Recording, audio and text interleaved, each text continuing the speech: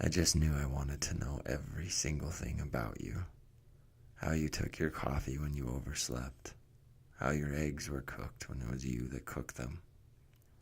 I wanted to know what woke you from a dead sleep, and what thought soothed you back into its arms. I wanted to know why you couldn't see what others saw in you, what you were afraid to admit you have always wanted. I wanted to know what songs you sang when you drove and the windows were up, which colors you hang in your closet. I wanted to know everything, but I didn't know why I wanted to know. I just knew I had to, and that I'd be willing to spend the rest of my life asking the right questions to hear all those simple and perfect answers.